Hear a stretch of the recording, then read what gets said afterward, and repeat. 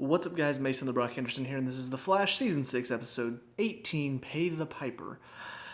Goodness, this season's almost over. However, the problem I have with it is not just because of the fact that Batwoman and Supergirl also ended on cliffhangers that led into the next season, but also the fact that we're literally having this things are gonna work out okay speech the episode before the finale. Now, sometimes that does happen, like if they've been facing off against the villain all season and, the villain beats him a couple times and then you get to that final battle and you're like, let's give the motivational speech. That would be one thing. He's given the motivational speech before they've even faced the villain at all. Like he says, she's never faced us head on before. She only faced you once. And that's it. And it wasn't even really facing you because you were already taken down by fake Iris. So this is the first time you've ever gone up against her. I don't get it. I really don't. Why did they think that writing for next season was a good idea? Because that's the thing. You had so much of this season to really tell an interesting story, the entire second half of the season, and instead what you did was you spent it all basically building up. And not even well, because you're telling a bunch of stories that are not that interesting because there's no real element of surprise for us, the audience, because we know everything that's going on. You've shown us every aspect. The only thing that we didn't see was when Singh got taken into the Mirrorverse and his doppelganger, or whatever we're calling it, copy? I don't know. They used a few different words. But that was the only thing that you didn't show us. Everything else, we were 100%, we knew what was going on, basically. Like, Iris at the beginning, you didn't know it was Eva that was controlling her, but you could kind of figure out, because she's the only other one that's in that mirror world. So you could kind of figure out that Eva was the bad guy from pretty early on. But it just, I don't know, there was a lot of, ooh, this mirror Iris, what she's doing. Oh, she's working for Eva. Oh no, what's Eva trying to do? Oh, she's trying to go after her husband. Oh no. And it was just a lot of that, and now we're here at the end. And we've not actually seen what Eva's capabilities are aside from mirror jumping. But she just got into the real world, so I just feel like this is going to end on a cliffhanger. And it's going to be like, to be continued next season. And The Flash has never relied on stupid stuff like that. The only cliffhangers we got were after the story had wrapped up and there was something else that they needed to solve. And maybe, The Flash went into the Speed Force that one season and we weren't sure if we were going to get him back, or somebody was, I don't know, preparing something for the next season. But this just feels like, it's all of these shows, it feels like they were writing stories after Crisis that didn't have an end point. Batwoman is the only exception because they were telling the story throughout the entire season and then just decided we're going to end it without ending any of our stories. But for Supergirl and for The Flash, it feels like they started telling a new story at the middle of the season, and half a season is not really enough time to flesh out everything, so I'm just sitting here kind of confused as to what's going to happen next season. But I'm not interested or intrigued. I'm more frustrated that they decided to do that with this. So anyways, first of all, the whole story for this one is just, I don't know, predictable. You find out why Hartley hates the team. It's because, his right-hand man was taken down. And then we're supposed to be surprised later when it's like, he was actually my boyfriend. Even though they showed very clearly Cisco, for a random reason, was just like, yeah, I lost the woman, the person I loved. You wouldn't know what that's like, Hartley. And then we see a look of so he does love somebody. Is it gonna be the guy that got shot? It's just, I don't know. It seems really forced, and again, the whole point of this was just to essentially give Barry the motivation he needed to go after Iris. Seriously? Seriously? We need motivation for Barry to go after Iris, so let's have this whole side story that takes up an entire episode. Now, granted, it's also prepping us for probably Godspeed, what's going to be, I don't know, next season, more than likely. Because again, they can't just tell one story. They have to tell 5, and some of them aren't even going to end. Most of them probably aren't going to end next episode. It's going to be all next season. Oh. So yeah, That was basically the whole story of this one. It's just they're trying to help Hartley get his boyfriend back, and he's trying to help them stop Godspeed, and then they do, and then they save his boyfriend, and bada bing, bada boom, we're done. And he gives a motivational speech to Barry about how important it is to not give up on those that you love. And I'm just like, yes, because surely Barry needed to hear that, because he's never shown before not to give up on the ones that he loved. Again, they brought in arrow writers. They had to have. Because only arrow writers would clearly forget what we've seen time and time again out of Barry. They even had a complete retread of what we learned in the last episode, where Barry apparently knew that something was off about Iris this entire time.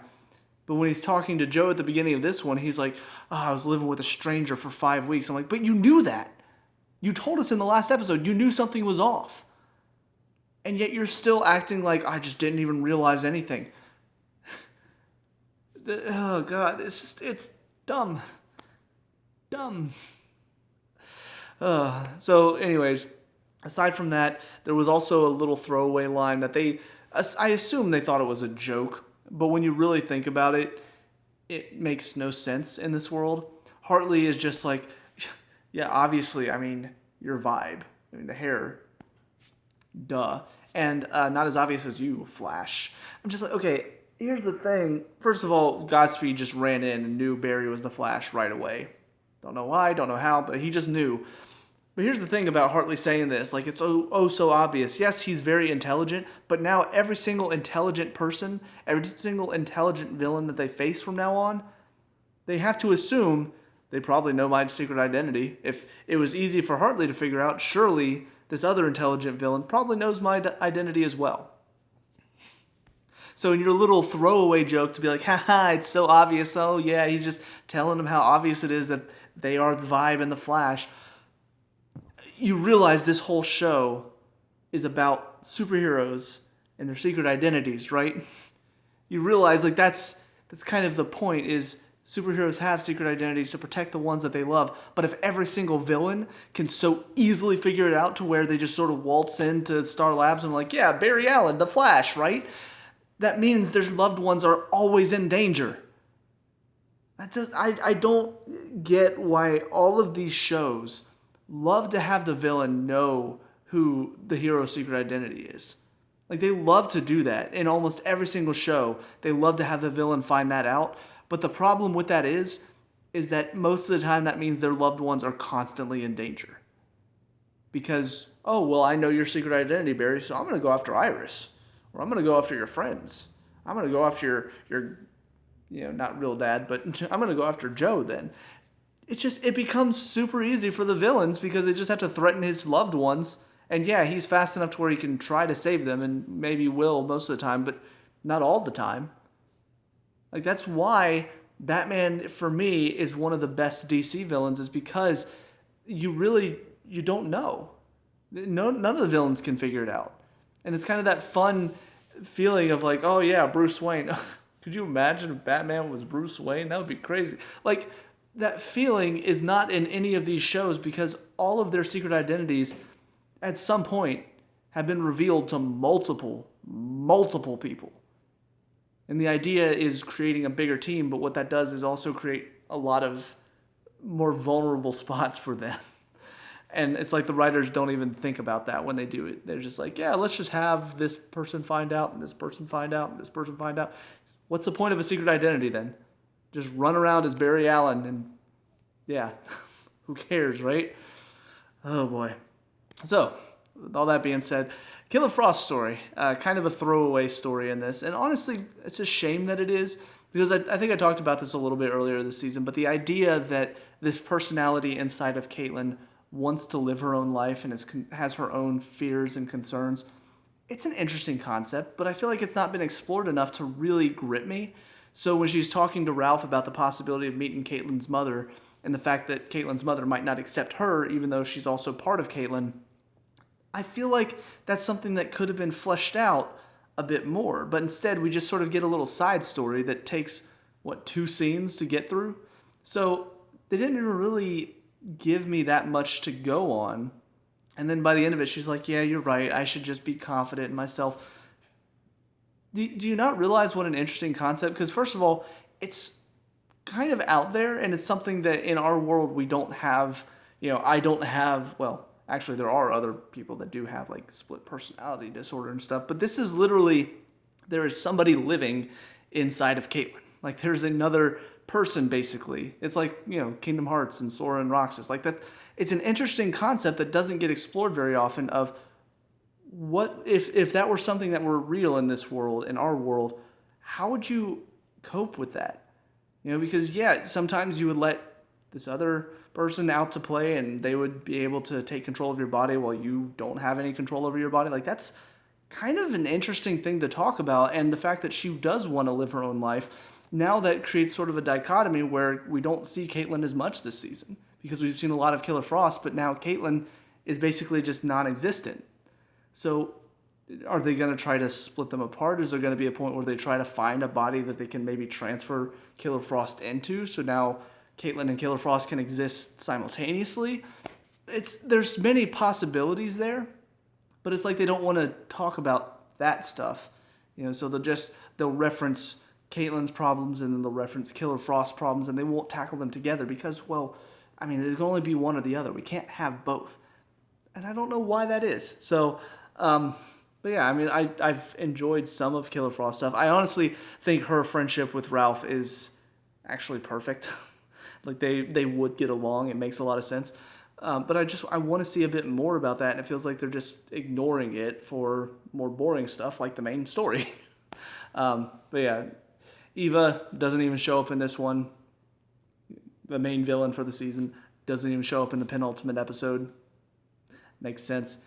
She was doing something in some weird machine to prep for, I guess, seeing Joseph. I don't know. Just dumb. These have been the most underwhelming villains. Her and Joseph Carver, the most underwhelming villains I think honestly, in most of the CW. Like there have been a lot of stinkers throughout all the shows. The Flash has had probably some of the best villains. These two have been the worst. They're just no real conviction. I still don't understand her motivations aside from wanting to kill her husband. Although, again, like Iris was saying, no, you actually love him. That's okay. So, yeah, I'm frustrated. Iris and Camilla are also having their little side adventure because, sure, Iris is apparently dealing with some sort of neural issue. So I'm sure that's going to be a topic if they... I'm willing to bet. I'm going to make a prediction before I go into the final episode. I'm going to make a prediction that they're going to get Iris and Camilla and Sing out of the mirror dimension in this next final episode. They're going to get them out, and that's going to be the wrap-up for this season, is getting them out of the mirror dimension. Eva's going to still be a villain, though, and they're going to probably... I don't know. I guess she's going to go after Carver in the next one. They may save him, they may not, but I feel like next season she's going to be the main villain again. But it's going to be more about this whole thing about liberating the world. Don't know what that means because she said it at the end of last episode, but yeah, she's a full-on villain now, so I guess they had to give her world-ending motivations that we still don't know what they are. So anyways, on to the final episode. See you there. And finally, episode 19, success is assured. I expected them to at least wrap up one story. Anything. Even Batwoman at least wrapped up the story of the Titan guy that was rampaging through and killing people. They at least wrapped up that story. Sure, it was just Jacob and his team killed him, but still, they at least wrapped it up. This one, did anything get wrapped up? Allegra started trusting Nash, but that wasn't exactly a main plot point. It was kind of a side thing. But everything else, nothing worked out. Nothing.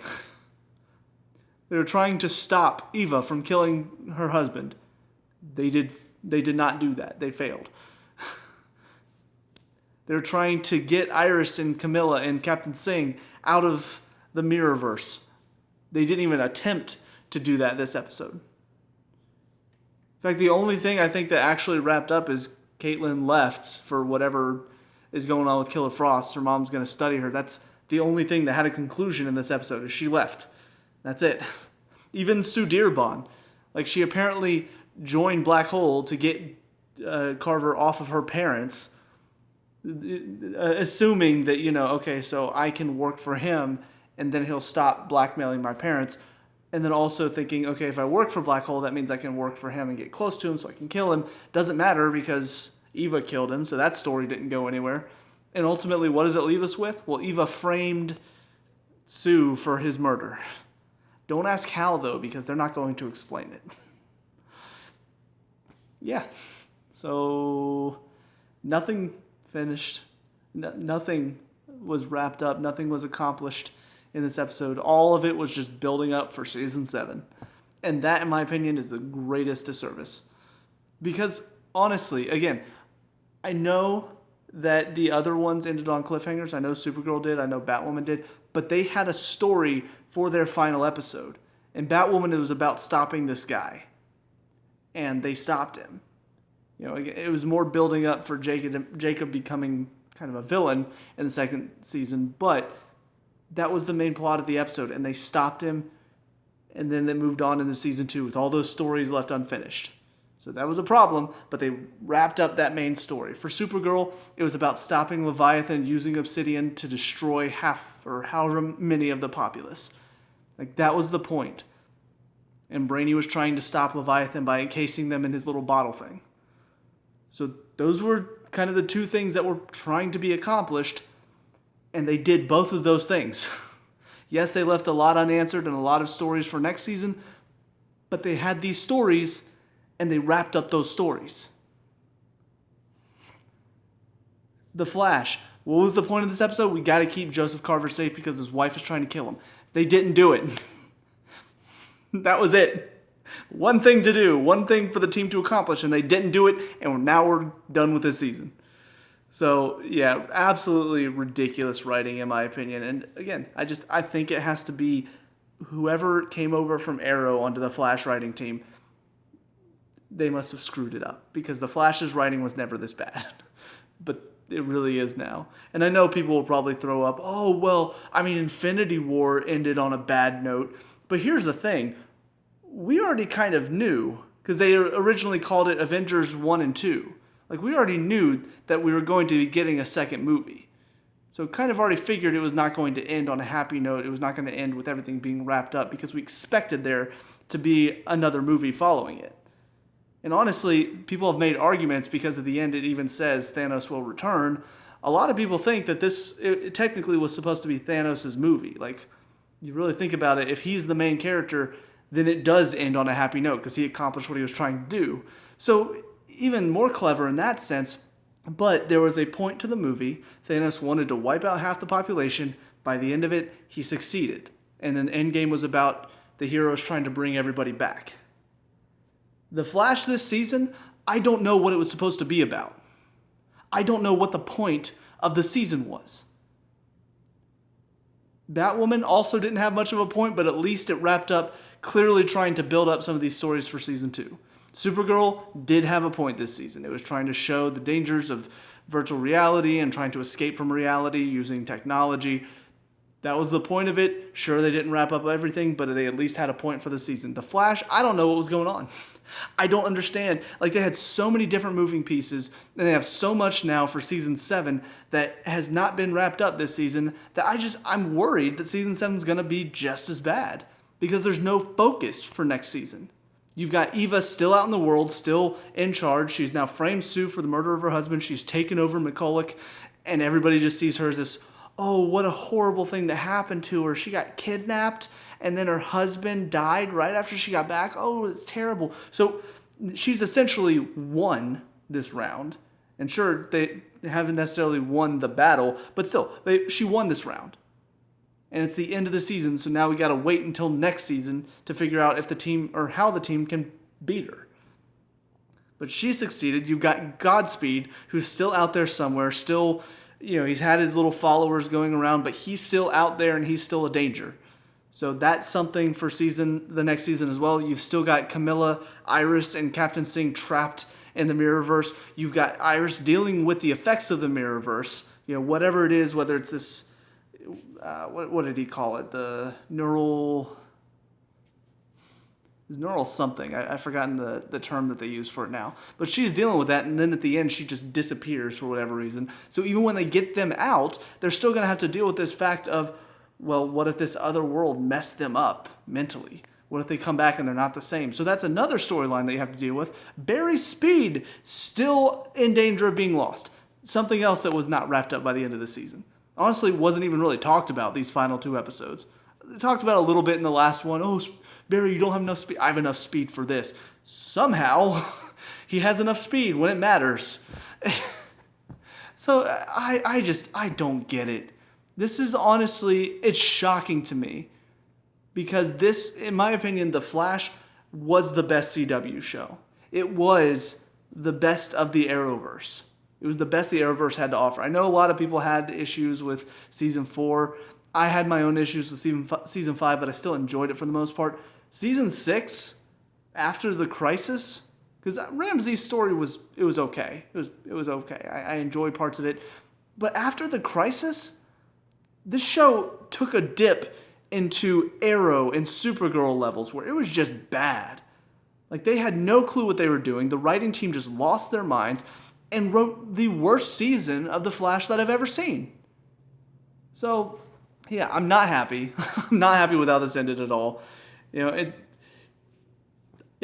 not looking forward to Season 7 now. I don't feel like Season 7 is going to make up for my frustration with Season 6. Because I feel like they did such a disservice to what this show is that I'm not looking forward anymore.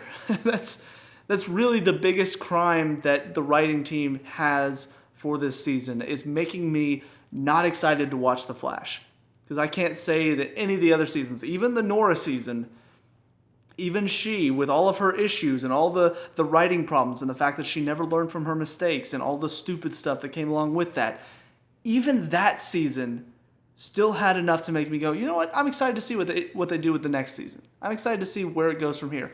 I'm not excited at all for this next one. I don't even care about Eva as a villain. I don't care about any of this. The only stories that are interesting to me right now are Barry trying to get his speed back, but honestly, that took such a back seat by the end of the season that it started to make me go, does the show even care about it? Do I care more about Barry losing his speed and trying to make an artificial speed force? Do I care more about that than the show writers do? Because if that's so, it's kind of a problem.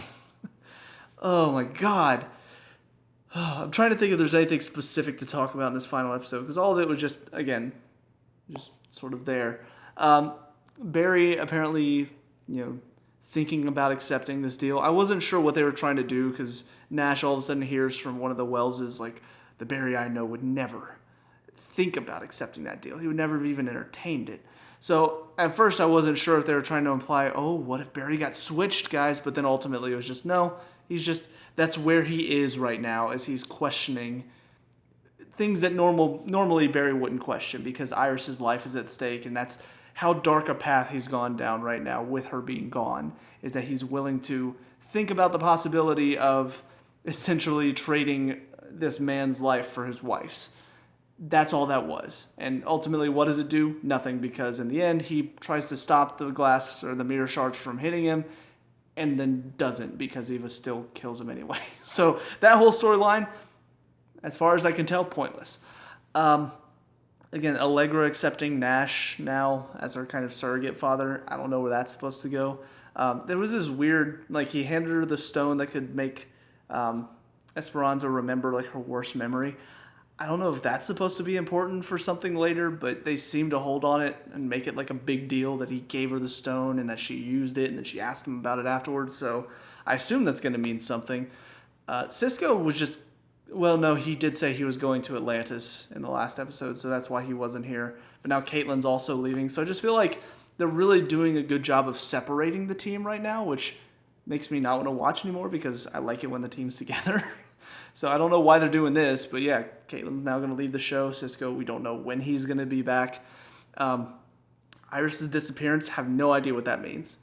It seemed like she was starting to be able to control some of the mirror dimension stuff, which I don't really understand why that is, because I thought the reason Eva could is because she got blasted in with the particle accelerator stuff. She got blasted in with that, which is why she was able to control all this stuff, and she could sort of navigate it. But as it turns out, no, a lot of people seemed like they can. Iris was starting to be able to before she suddenly just disappeared for whatever reason.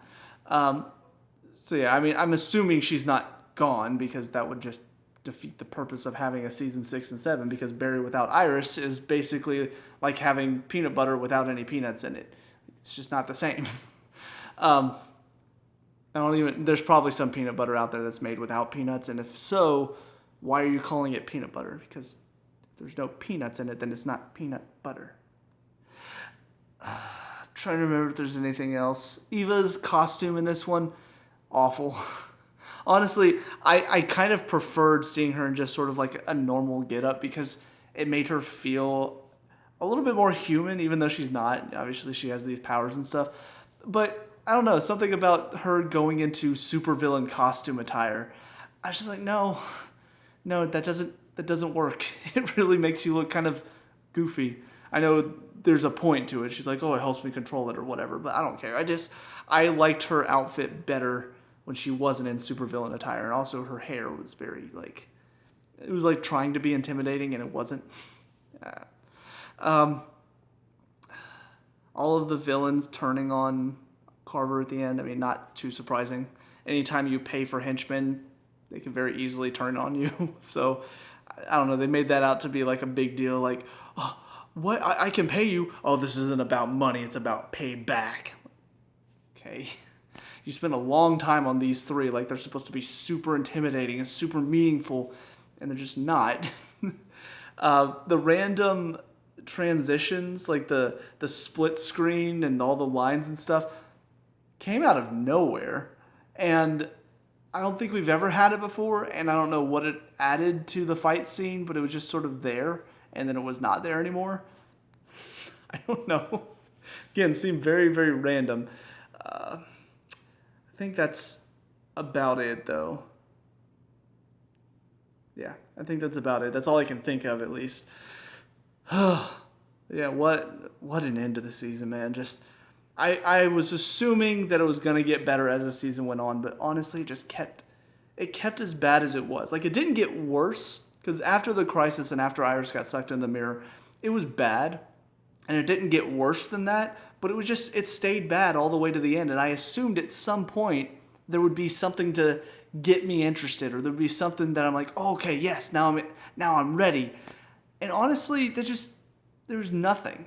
There's really nothing that got me like, I can't wait to see more, because anything that did kind of get me like thinking like, oh, that could be an interesting topic of conversation, anything along those lines was pushed off and became a side story like that.